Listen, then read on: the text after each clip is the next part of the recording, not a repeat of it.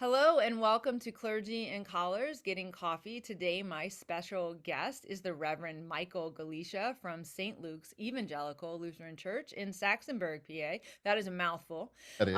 He went to college at the University of Tulsa, where you studied electrical engineering. And during that time, you fell in love with building music and audio equipment. And you are quite a musician. I know that you play at least drums, guitar, bass, and piano. Yep. Somewhere along the line, you decided seminary was a good thing. So you went to Salt Lake's Theological Seminary, and now you're currently at Pittsburgh Theological getting your doctorate of ministry in missional leadership. So welcome to the show. Thank you. It's exciting to be here. It's exciting to be here. So since you are a music guy, Oh, yeah, so we'll start there. What is a piece of music or pieces of music that you can listen to and or play that like instantly ground and or refuel you? oh, that's a good one. Okay. So whenever I find myself um heading into a season of depression or just times when I'm feeling down, um, I go to the music that sounds like the feeling that an eighth grade boy gets when he's given extra mozzarella sticks. Because I absolutely love ska punk. All right. That is very I don't think I'd ever thought about that. That's an interesting connection. So that's where you go. Ska punk. That is my happy place music. And who is ska punk? Like who would that So be? this is so I originally found it because I was a Christian kid growing up in the like golden age of non-worship Christian music, the late Yeah, 90s. right. We're looking at like Five Iron Frenzy, OC Supertones, the Insiders, and then from there I got into kind of Real Big Fish, They Might Be Giants, Mhm. leaning towards the Aquabats, just all those kind of like classic third wave ska. Mhm. Um, the way I've heard it described is ska is someone looking at the world saying, "This is terrible, but I have a trumpet." And it really fits. Like there's a lot of well, there can be a lot of really good social commentary in ska. Yeah. Some of the because it came out of so it came out of that like era of punk music with like Operation Ivy, kind of those early groups that ended up spawning off into like Green Day and the Offspring, into Rancid, those sorts of things. So it has that like people looking at the world and saying something is not right here, but it Right. also has a brass section, and it's really hard to be sad when you've got like a trumpet, a trombone, and a saxophone all blaring at you. Oh, yeah, and they also tend to not be like they don't play the long notes, right? It's the short, like Yeah, they're like they're hitting you in there, and it's got that like that upbeat emphasis. Like it's just if you're ever feeling down, ska is great music to just kind of like go, maybe it isn't so bad. yeah, it is a genre of music to which it's all you can't like to not move your body or nod your head or something. It is a genre of music that's very hard because it's so beat it has such a Hmm. beat emphasis that it's difficult to or I don't know, maybe that's just you and me, but I doubt it. Like I feel like that's probably a lot of people. That's interesting. Well, So and how about it's like do you sorry, go ahead. no, there's been a fun ska resurgence lately. Not too long ago. So there was a song going around TikTok by a guy, and the song was I believe the title of the song is "Call a Cab." Okay. And they a bunch of other musicians turned that into a ska song, Oh, and that's constantly in my head. yeah. All right. So like so that's for what you do when you need to get out of a funk, right? Yeah.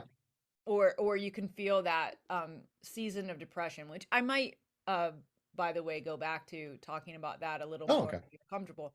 But What, like, if you're writing a sermon and stuff, do you listen to certain types of music or do you go silent?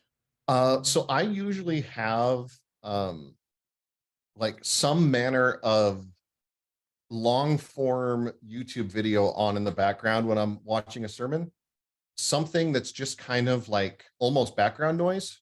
Okay. Um, but because if it's music, I'll get distracted. But if it's like somebody just talking about like the history of some obscure thing, then it's something I can kind of tune out, but like can also like if Yeah. I'm starting to get bogged down in the sermon, I can kind of shift over and be like, okay, follow it for a little bit and then get back to it. I am exactly the opposite on that. Like, it is like I couldn't have, like, I'll say, like, YouTube, there's some people that I always watch, like John Oliver, Mhm. big TED Talks, like, big on Okay. listening to that kind of stuff. That tends to be what the kind of things that I like, on YouTube. And yeah, I can't watch those things and then do something else that also takes my mind work. Like, Okay. I can listen to some of those things and do something that doesn't take my mind work, like vacuuming. Oh, But right. I can't often when I'm writing sermons, it is like classical music. Like, Oh, there's okay. just like no words because I mean lyrics, I don't know. It's interesting the way that emotes. But I don't, do you have things that now it's a completely different response when I get stuck? Well, like when I'm wrestling with a piece of Mhm. scripture and I'm like, I've read it and I read it and I read it, and it's either it's something so familiar that I feel like I've preached 1,000 sermons on Oh, this yeah. Those already. are tough. Yeah, they are, right? I hate those. Oh, it's so hard. Or it's a point where I've seen something new or I've Mm. read something that I know is influencing it, or if it's like a really just so full that I don't know where to go, then I have to like often read, reread, read again, and then do something full on active. Like I Oh, can't okay. I I gotcha. can't like sit at my desk and go, I wonder what Paul meant when he said no. I know. I can read the stuff that I feel like I need to read, and then I have to like my custodian at my church hates it because traditionally it revolves my cleaning out a Oh. closet or something like Yeah. that. He's like, "What are you doing?" See, when I start to get bogged down in stuff like that, if I'm getting like way too in the weeds, Yeah. that's usually where I take a breath and I'm just like, is me worrying about like this particular phrase going to do anything to help the average person in the pew live out their life as a follower of Jesus any better? Like, Mm. am I getting so stuck on this thing that is exciting to me that it's not gonna matter to anybody else and they're just gonna check out? Mm. There are so Um many things in my life that fit that category. So, but because I've noticed like if I so what I'm still a manuscript preacher. Like I have to have me everything also. Yeah. because if I don't, I will ramble and I will get distracted in weird rabbit holes that I think are interesting and no one else does. And that's usually when my wife will kind of start giving me some of this, like, you need to knock it off because nobody's following you anymore. Yeah. I, with a manuscript, still managed to get into some rabbit holes and ramble. Um, even like this past Sunday, I was preaching a sermon on welcoming. That's what it was about, radical welcome. Okay. From Oh Paul yeah, and because you do narrative, you don't do yeah, I RCL. do narrative. Yeah, so it was Paul and Barnabas. Yeah, because I've been doing this. I just could. I needed a break. I needed a change of scenery or something. I Following just flipped the other way. I did narrative at my last church and then I and switched. then now I've you been doing switched it. RCL here. Oh. Yeah, and I mean, I love there's so much in there. There are times I go, "Oh, maybe I should just do a sermon series on this." But I'm really I did that for like a year. I did a bunch of different series and Mm. it was enjoyable, but I don't know that's something I could keep up. I I like having the ability to go back and like if somebody gets mad at something that I say, because a thing that almost always a thing that I hear is, you talk about justice too much. And I'm like, You're like, so does the Bible. right. And so for me to be able to then go, it's like, okay, well, here's the text that is assigned for the day. Like, this isn't something that I'm just coming up with. Like, Right. here it is. Argue with the people who came up with the RCL. Like, because then I like having that privilege, because then it's not like me getting on some like topic that's interesting to me. It's there's still at least that like assigned scripture to keep me honest, I guess. Yeah. But you've heard that. I've heard this before that like pastors really just have three sermons that we every sermon we preach is really just like they're like three themes, whatever, that you just I mean, always Jesus come really only had one, so right. why why Exactly. not? No, there's nothing bad about that. They just like it's just like sometimes what somebody has gravitated towards is they've seen a thread. Yeah, Right? They're like, "Oh, this is one of those threads. right. It's justice." Well, Yeah. and that's why I love having other people in the pulpit at the church I serve, Mm, because they're not just getting my three sermons all the time. They're getting someone else's three sermons too. yeah. No, for Um, my people, unfortunately, they only get that when I'm out of the pulpit. See, and I have a so their title is associate in ministry. It's kind of minister a word in service. Okay. Um, the the denomination I'm in right now doesn't actually have a title for it, but that's a long, very Okay. frustrating story. But I try to have her preach at least once a month in order to like get that different perspective, and also to Right. get her in front of the congregation, and because she is a part of the pastoral office of the church. Right. So, I don't know why this made me think well, I do know why it made me think of it. But um that collaborative versus competitive sort of nature of Mhm. things. Are you a gamer, like a board gamer or I even a um video gamer I have a video occasionally? game problem. You a problem? Um Okay. so I am a I say I'm a recovering massively multiplayer online role-playing game player. So yeah, okay. Yeah. But I have to um I know that about myself, and so I avoid those type of games. Okay. Because like when I was in seminary, like I spent way too much time. Now I have like people that I haven't played that see, I haven't played in altogether too long. 14 years or so. Wow. But and I have very close friends who I met because of this. Right. And I deeply value the friendships and the time, but one of them is starting to get into it again. And all of like, there's like four others of us that are like, no, we can't do it. Can't do it. You can't go down. we Like will, some rabbit holes need to we stay will closed. enjoy you playing that game, but we're not getting into it. We just can't. Yeah, but something about the way that you mentioned that made me feel like you're somebody who prefers things that are collaborative or collective versus like there's got to be one winner. I I've learned about myself. I don't actually care all that much about winning, but I hate losing. Oh, I get that. Yeah. I So care about like, winning though. But yes, I well, get yeah. I get both. So I like situations where like there isn't a loser necessarily, Right. because I don't want to be that. Mhm. And I'm often bad at video games that are competitive. Like Mhm. I've never been all that good at Mario Kart. Um, I'm terrible at first person shooters. Um, and That's a so terrible name, by the it way. is. Just FYI. That's fair. Um, but because of that, like I don't enjoy them, so I don't play them. Right. I kind of gravitate towards games that are more story based, and Mhm. I play them like, for me it's more about experiencing the story through the medium and Right. not like the actual like game part. Like I'm the kind of person that like if I'm playing a role playing game, like I'll find a walkthrough because I don't care about figuring out the game. I just want to experience the story for myself. So you would have probably really enjoyed this, but this past, like my sibling and I, we all met up and rented cabins in Tennessee together, and with so all our kids could hang out, and so we could hang out, right? And Mhm.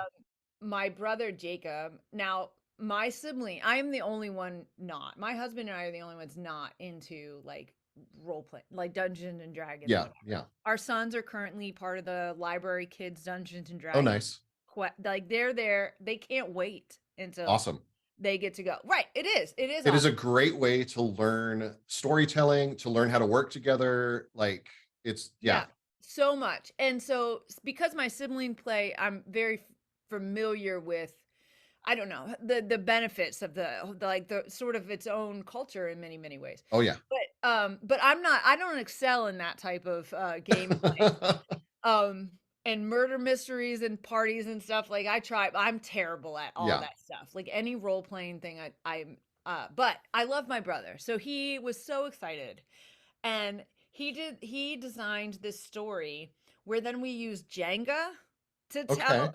So every time to see, like, instead of rolling a dice or whatever, like when we decided we were going to go do that, we had to move the Jenga piece Interesting. in order to see what happened on this quest. And so I'll try to find the details and give that to you. But do you find like ministry is often very isolating, or it can be?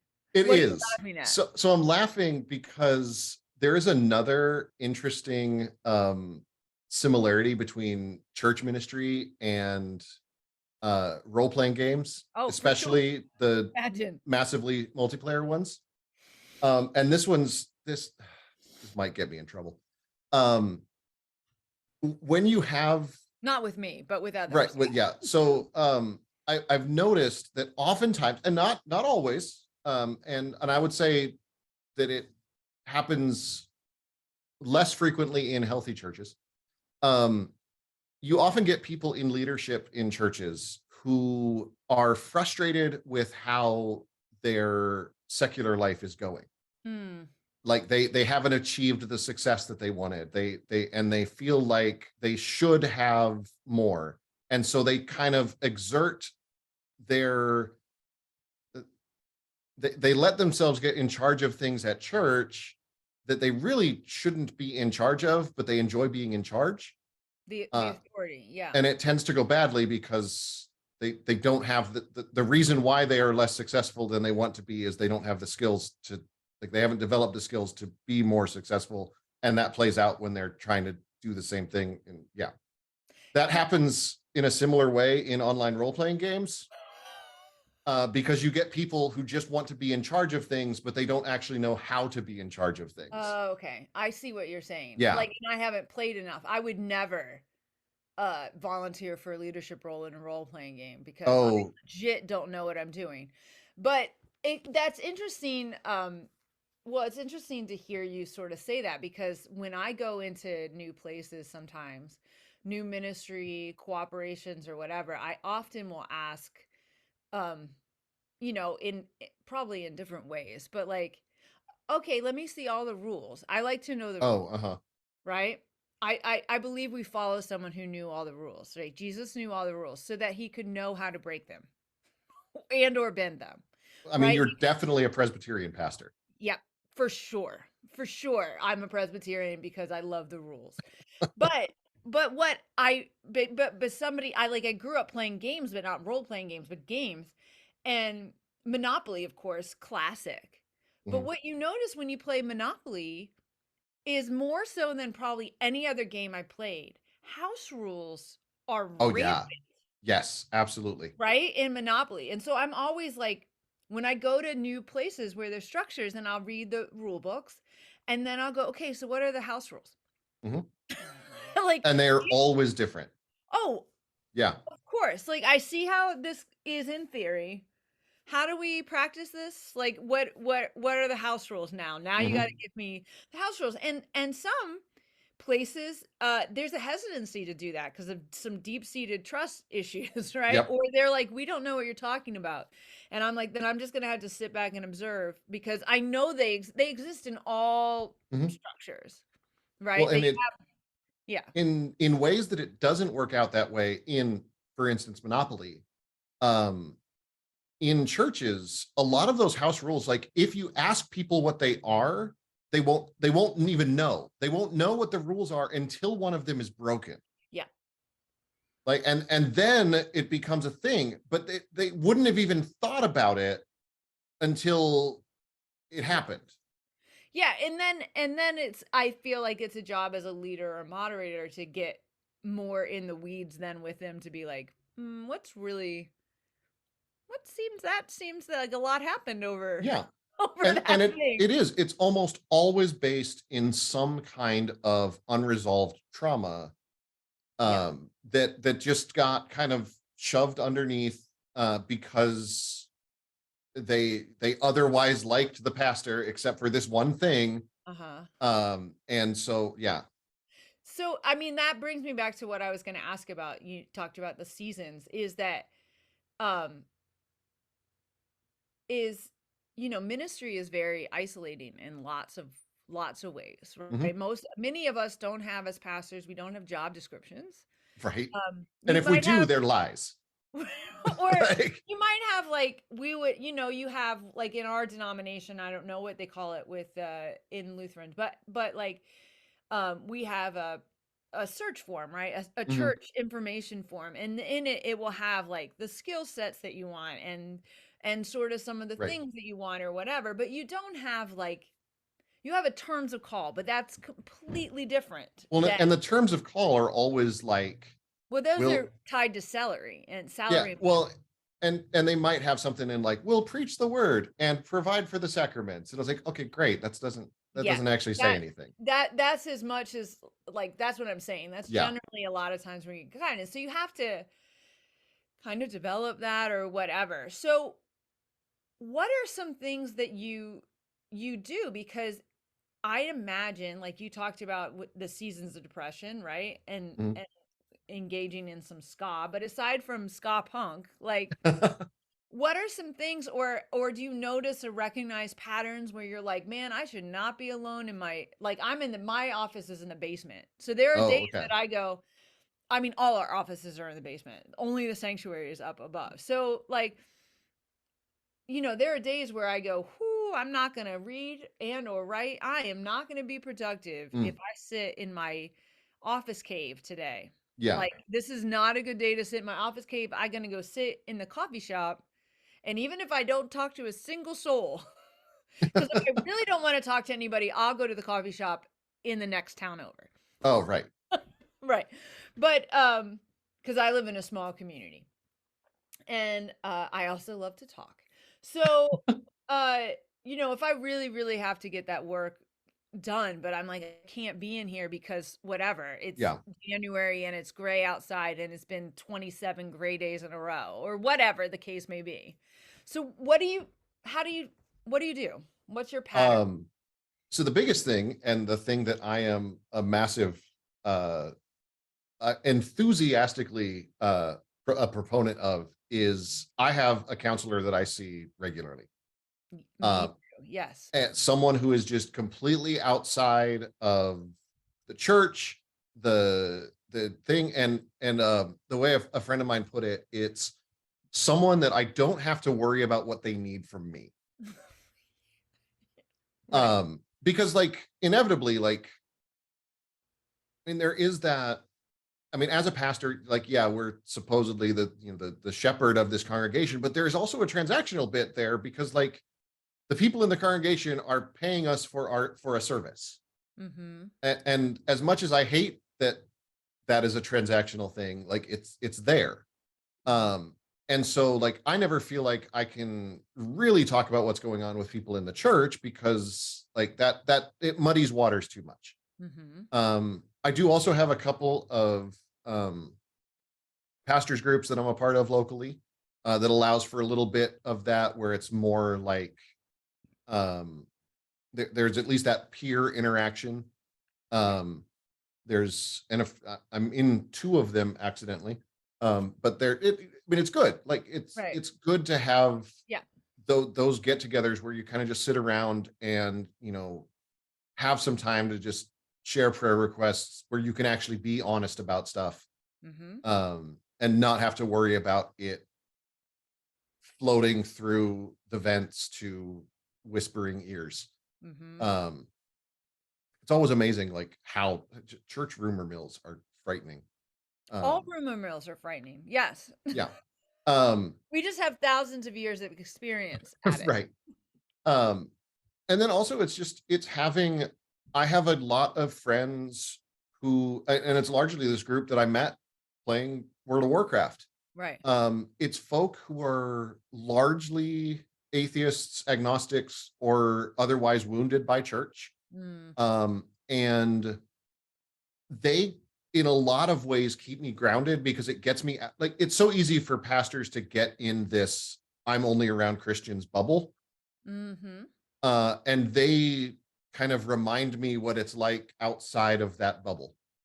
Mhm. Um, and kind of, and have called me on things where, things that I just didn't realize I was doing, and they're like, hey, maybe maybe that's not something. And I'm like, oh, now that you pointed out, like, yeah, that's obviously probably not something I should be doing. um and so that group has really been helpful, in just kind of keeping me from getting too much in that Christendom bubble that Right. is so easy to get locked into. It is easy to get because it's fun too, right? I mean we're in doctoral programs. Clearly there's something Right. find fun about it, right? So that's hard. But do you find it like are there days like that like I was describing where you like I have got to man, if I don't do XYZ, I am not getting off this couch today. Oh, okay. Yeah, yeah, I got you now. I do have those days. Usually they're most prominent on Sunday morning when I don't have a choice. Like the days when it really manifests that, like, Yeah. I just want to sit on my couch with a book and do nothing, is almost always on a Sunday morning when I can't. Um I love that you chose a book and not television because I legit will binge watch TV on a do nothing day more than well, pick up and a that's mostly because there's so there's a book series that I enjoy, well, about Dune. a Apparently, Dune is one of the yeah, books Dune is definitely prominent. There's also, you might notice the giant stompy robots, uh Yes. in different places. I love the Battletech universe. Yep. It's a giant stompy robots. Mhm. um and a lot of times, like, whenever there's a new Battletech release, like, I will just devour, sit and read like 300 pages of history of a fictional universe, Right. and just get lost in that. Right. um Well, because at least with a fictional universe, you don't have to think about how it impacts you. You can just like legitimately right. enjoy. Be like, and I am not responsible for this at all. and this one has been fun because it's, unlike many other science fiction universes, it has done a really good job of adapting over time. Mm, Where, like, it started out very much in like 80s science fiction of like, yes, our girls are in bikinis, but the boys are too, so it's okay. Like that kind of vibe.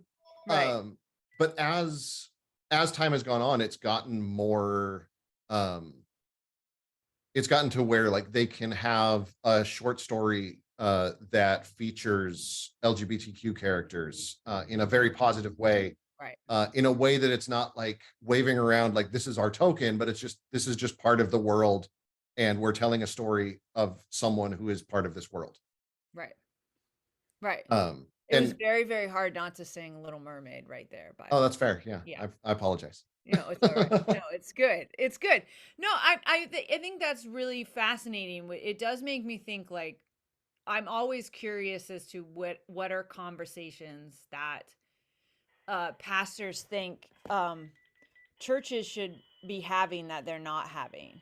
I don't know why this. I don't know if you can hear that. It's Eh, like a potential spam call, but now it's suddenly whatever. I oh like yeah. that I like that the phones now tell us when it's spam. I've just gotten to where if it's not a number that's already in my phone, they can leave a message because I cannot trust it. Right. Like my phone number is in too many places. Oh, is that what it is?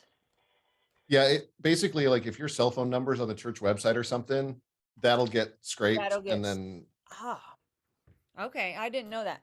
But yeah, but I anyway, now in the potential spam just lost my thing. Oh yeah, conversations oh that yeah. I feel like the church should be having that they're really not having, because I think sometimes it depends. Some denominations have them better um than others, and but are there any that you feel, because you mentioned some of the not to have token conversations, right? About, or have token characters or things that you Mhm. looked up to be like, oh, look, we're done having this conversation because we did XYZ. Um, are there things like that that you feel like, and when I say the church, I don't mean specific to your Right, right. Um, I think in a lot of ways, I mean, there's different levels, right? I mean, there's so many expressions of Christianity that are floating out there. Even like, so that to paint with a broad brush, I mean, you've got like, if I'm going to simplify everything down, you've got the churches that have married themselves to the political right, and Yeah. you've gotten the churches that have married themselves to the political left. Um, and the ones that are on the right aren't really dealing with the fact that they're basically trying to be the people who killed Jesus.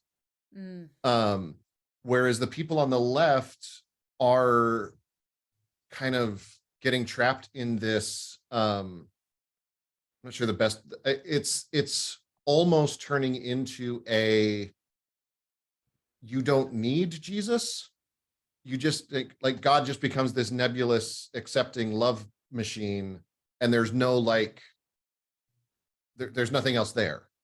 Oh, Um, it's not grounded. It's literally the yeah, cloud at the other end of the rainbow versus and it's that, yeah, yeah. and of course there is a whole slew of like I'm very much overgeneralizing. But it like that taking Christianity and boiling it down to a God who says do whatever you want, there's no consequences, and then boiling it down to a God who says don't do exactly what I say, there are consequences. Like both of those don't represent who God is. Mm. I often, it makes me think there are times where I feel um like those two extremes that you're describing, which I may or may not describe them in quite the same way, but sometimes I wonder if at the heart of some of that stuff, right? Because on one end of the spectrum, right, it's very controlling, regulated, Mhm. almost militant in the way that it is, right? If you don't do this, then you're like, Yeah, these are the things, and there's no room for variance or variety in that thing. Same though, right, right. on a different side, and I would say on both you sort of see aspects of cancel cultures, different, they're Yep, canceling different. different cultures, Yep. but you see that, and I wonder if not at the crux of that is like this idea of purity, which I'm not so sure was present in early Christianity, because they Um, were trying to I'm figure out what they were, right? I'm definitely sure it wasn't present because You're 100. Yeah. well, because the opportunity for it wasn't there. Mm. Like, I mean, you look at all of this, like, there was not opportunity to develop Nicene Christianity before Christianity became legal because you can't put together all the leaders of the church in one place when they're all going to get arrested for it. Yeah. Right. And so you have these like, you have Alexandrian Christianity that develops in a different way than Antiochian Christianity. And it, when I I hate to blame all of this on Constantine, but I blame things on Constantine daily, if that I, makes you feel better. between Constantine and Augustine, I constantly It's blamed hard. for, yeah. Yeah. But once doctrine started to get the threat of imperial punishment behind it, Mm. and then there only ever could be one right answer.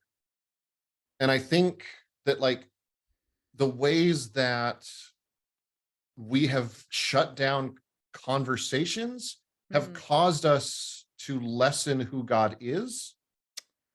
Um, like I think of how twitchy people get when you bring up Jesus' humanity, for instance. Uh-huh. Like if you propose that Jesus might have been wrong about something, Yeah, that's unacceptable. right? Like you can't even, but like if you ask a shepherd about leaving 99 to follow one sheep, every shepherd will tell you that's stupid because you'll come back to no sheep. Right. Like, Right. I and mean, yeah, there is something. I had a friend who said once, like, we always act like Jesus was the cool kid at the table at the, in middle school, mhm. but Jesus was not. Jesus was No. like the most awkward. Think of like the kid who was like literally outcast by every Mhm. group and yet not at the same time, Right. right? Like, Because he gets invited to the fancy dinner parties and he's also right. like hanging out, sleeping in a ditch somewhere. Like, Yeah. So I always, not always, but I routinely hear Jesus with a real snarky tone. oh, 100%. Like there Right? is, When Jesus is like never more than when I had babies learning how to sleep train. oh, okay. Did Jesus trying to get some sleep on that boat when his disciples were afraid? Like never more did that like there was no way I read that story at that time and didn't hear Jesus going, "Are you kidding me?" Yeah. Well, and I like there's so many times like so our in the RCL the text not too long ago was it was the good shepherd, or it's past Sunday actually. It was the I'm the Okay. good shepherd, I'm the gate, that whole Yeah. section. And Jesus is like, I'm the shepherd, and there's the sheep, and thieves come in and steal, and then the whole thing's just like, and they didn't get it. And he's like, "Ugh. All right, look, I'm the gate, y'all." Like, just this, I just read so much just exasperation in Jesus sometimes because they Yes. nobody gets it. He's like, "Over here, over here." Yeah, Like, "Look over yeah, here. This is let me say it exactly. again." Like, and I was like, and the same happens like when I think about Jesus going, "You don't understand earthly things and you expect me to explain heavenly things?" I was like, I don't know how I would love to like it would be interesting for me, only for nerdy me, to hear pastors say that line in like every possible tone of Oh voice yeah. imaginable. Just like everybody just sort of, I mean, not at the same time, so we could really hear it. But I'm like having that like word, right? To audition for the role of Jesus in like Mhm. I think my very cartoon. favorite one is it's in I want to say it's in Mark's gospel, but Jesus is like, beware the yeast of the Pharisees. And the disciples grumble amongst themselves. It's like, wait, is it because we don't have bread? Is that what is it because he needs food? Like, get this guy some food. And Jesus is like, no, no, no. Like, were you there when I fed 5,000 people? Like, yeah. How about when I fed 4,000? Like, well, yeah. It's not about bread. Not about bread. It has never been about that Yeah. for that in that I mean in that like parable or whatever. Yeah, I mean it's interesting to see. Well, and then at different times in my life, I fell across different. I hop around right that spectrum that you described. Like there have Mhm. been points in my life where based on what I understood to be truth or real Mm, or mhm. the way that then experience change that for me.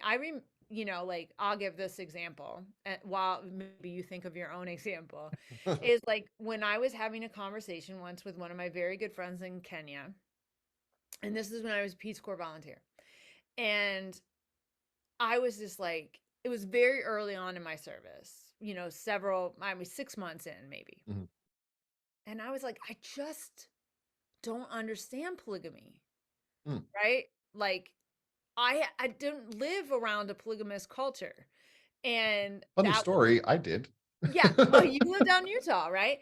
But like I just didn't grow up. And I had this very judgy perspective on the whole thing.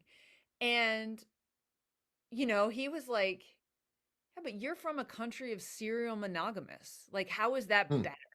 Like, at least in the polygamy structure, nobody's thrown out, everybody's taken care of, everybody has food and a house, like, mhm, kind of thing. And I was like, now I don't want to participate in polygamy myself, but I'm like, I got right, a yeah, different view than I had ever known before. And the judgment of being like, this is the only way, this is the right way, began to shift and then continued as more and more knowledge was mhm, gained. But that like little window opened up. yeah. So I had an experience in college. So in college, like I had grown up in an kind of evangelical adjacent church, uh, Okay. a very Lutheran church, very mainline, but just had a lot of those like it was again it was Christianity in the 90s. Like it's Yeah. just that influence was definitely there. And so I had all of the confidence of a 19-year-old, like I knew everything there was Yeah, to know. for sure. Um, and I was having a conversation with not even an acquaintance, like literally a random dude in a tent on the quad at college.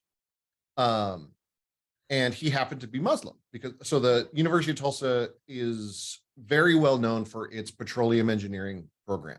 Okay. And I so didn't a know. lot of students That makes sense. from, yeah.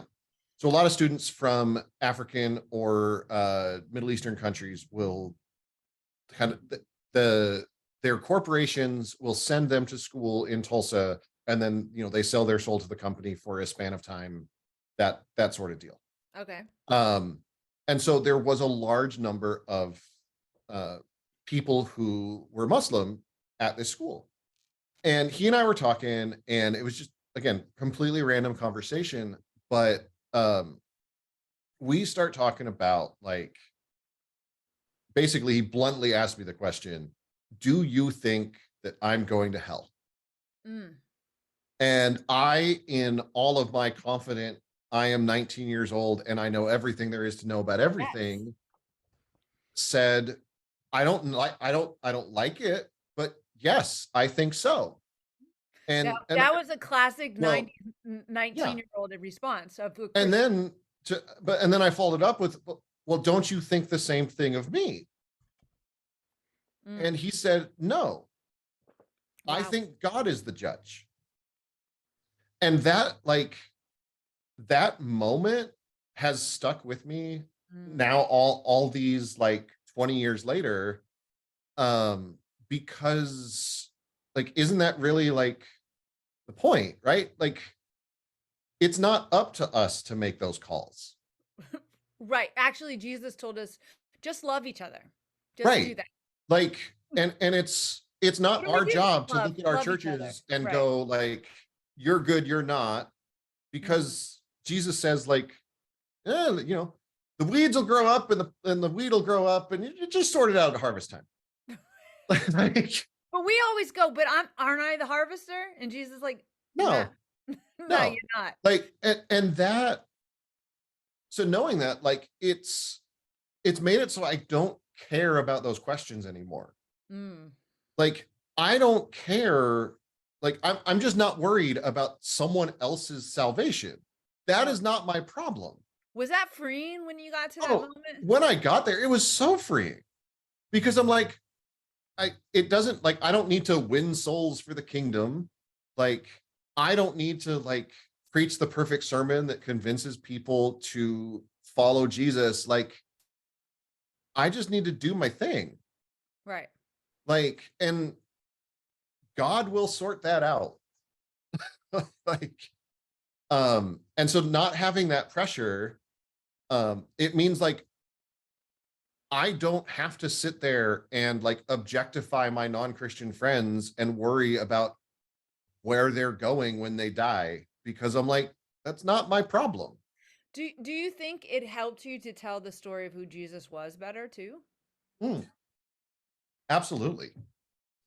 Um, so one of the it was one of the readings for one of our classes. That's The very specific, Mike. I Yeah. know. But it was talking about how like A the recent one? a recent one, yeah, Okay. this current round of classes that we're currently enmeshed in reading for. Yeah. Um, it was talking about how, like the church's job, and like the church's job is not to be the kingdom of God. The Mm, church's job is to announce the kingdom of God and invite to the kingdom of God, mm, but also to know that no is an acceptable answer to the invitation. mm, And that like that is something that like gave it made concrete something that I had been thinking about for a really long time, and it just kind of was like it was the thing that put everything together for me, I guess. Because yeah, like we're we don't need to make people say yes.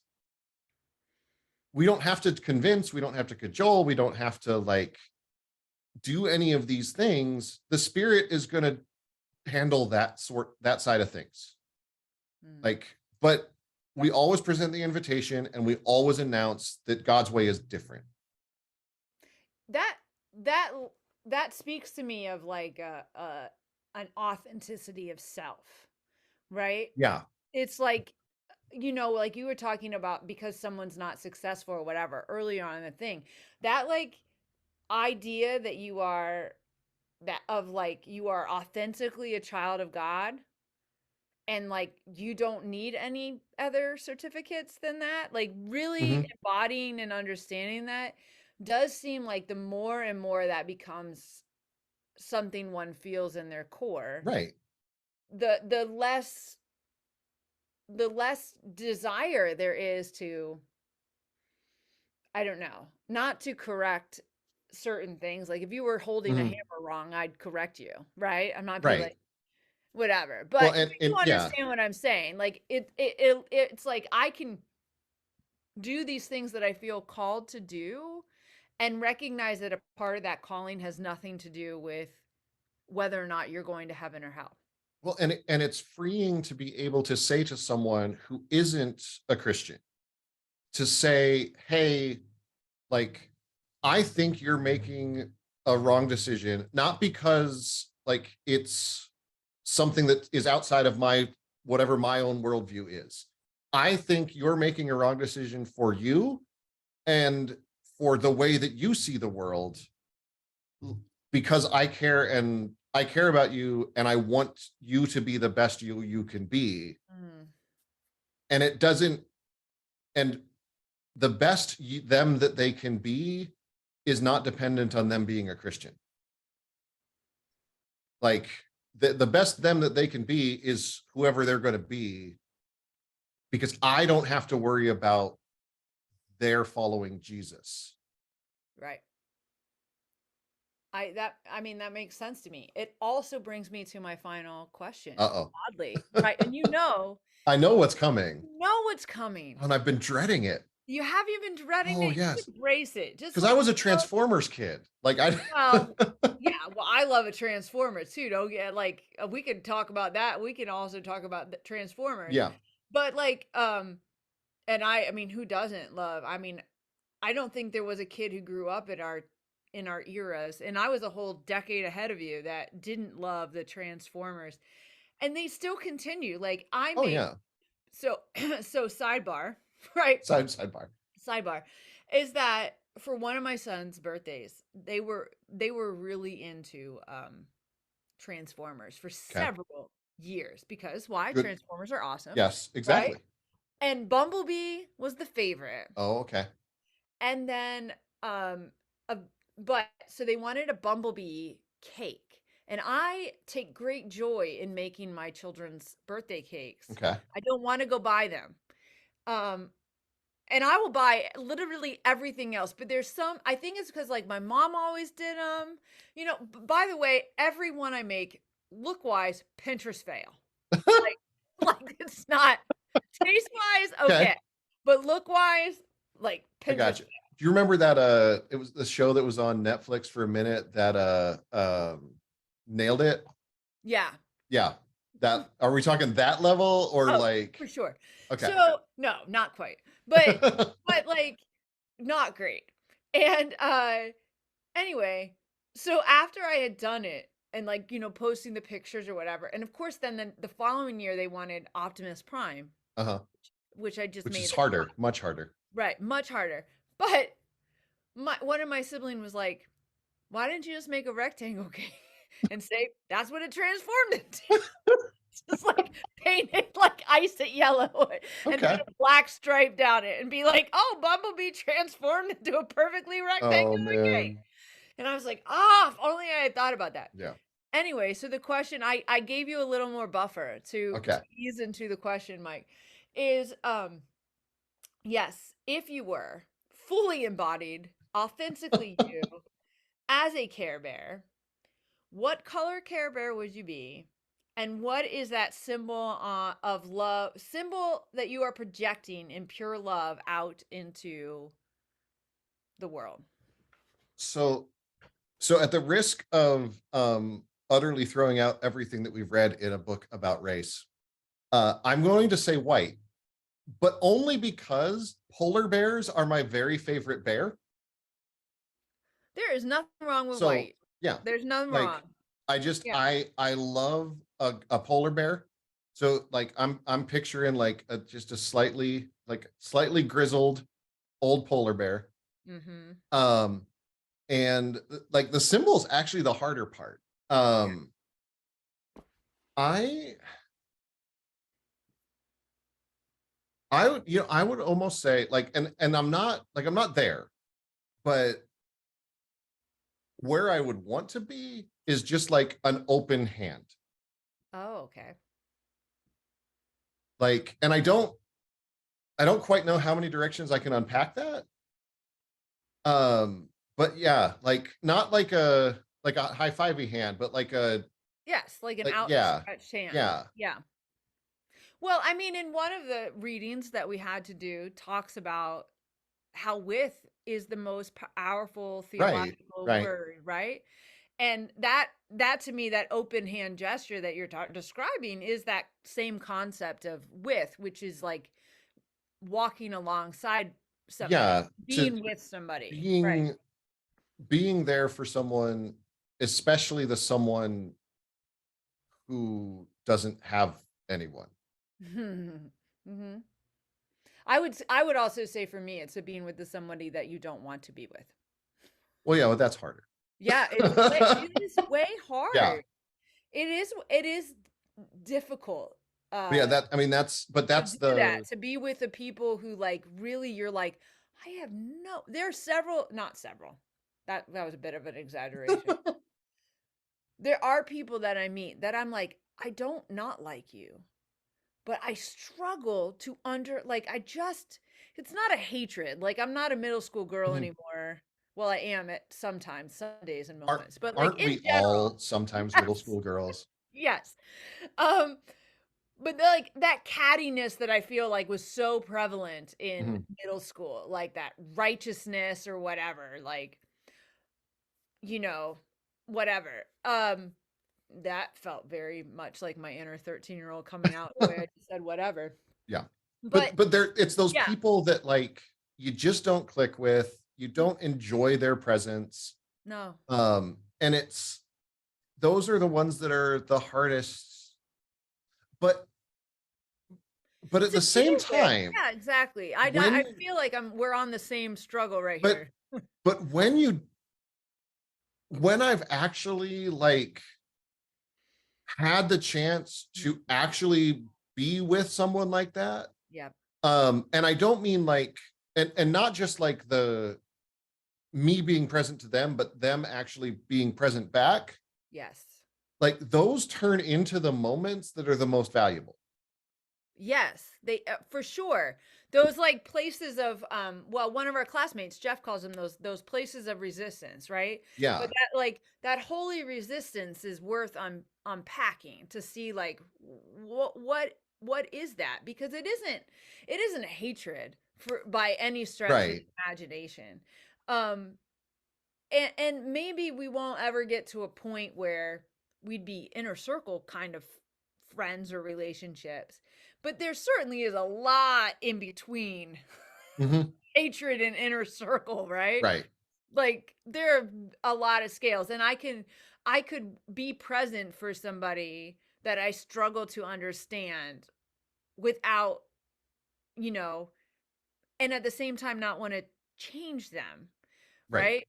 And And that's always the hard part, right? It's that, uh like, not, and then it goes back to kind of that authenticity of being, yeah. because that's the trap that's so easy. Like, and I remember something, it was probably in a TV show or a movie. But it One of was my so favorite profound. movies. It Yeah. was this idea of like, it was talking about a relationship. It's like, if you can't love someone the way they are, then they are not going to change. Like, you can't Mhm. count on them changing. So you either need to be okay with it, or just remove yourself from that situation, Yeah. because that you can't count on somebody changing. So I will say I love this movie, right? I love this movie in general, except for one line. One line in this movie that was like literally everywhere at the time it came out, but I was like, ugh, didn't like it then, don't like it now, was Jerry Maguire. Oh, I love that's Jerry so Maguire. stupid. I hate that line too. Do you know what I'm talking I hate about? that line. It's so, no, it's I awful. love him for the Laurel, I love him for the man he almost is and the man he wants to be. Oh, and see, I Is thought you that were not where you going, were going? no, I thought Ugh. you were going for the awful "You Complete Me" one. Oh, no. I mean, that also, I mean, I guess both of those lines I'm not Because big on, that but one's, that because one yeah. irritates me more because Okay. Yeah. I'm like, you love him for who he almost is and who he wants to be, but not who he Right. is in Yeah. any way, shape, or form in this present moment. What if he stays there? Does that mean you don't love him? Like Yeah. I had a Yeah. lot of problems with that line. Yeah. That's, and I think But of that the sentiment of "you ways. complete me" is embedded in that, Oh right? yeah. Yeah. But the ways that we have traditionally, and we as in like the big church, the ways that we have done evangelism all have that. Like, I love you, but I love you more if you follow Jesus. Mm. I love you, but you need to follow, like, it has that you need to change embedded in so much of it. Um, Which and it's, resents being with. Like it yeah, makes this impossible.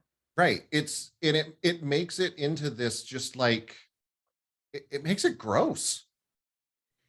Yeah, I Like, can I think we're gonna have to unpack that more when we're actually face to face. I mean, it might even result in a movie night where I bring Jerry Maguire oh, and there we go. we all watch it, but just so we can like hear those lines. No, I do sincerely like that movie a lot. That Yeah, is the moment I don't. Um, but I have absolutely enjoyed having you as my guest today, it Mike. has been a Thank lot of you. fun. I Thank you for appreciate the invite. being on. Yeah. I glad you were able to join and um I look forward to chatting again. Absolutely.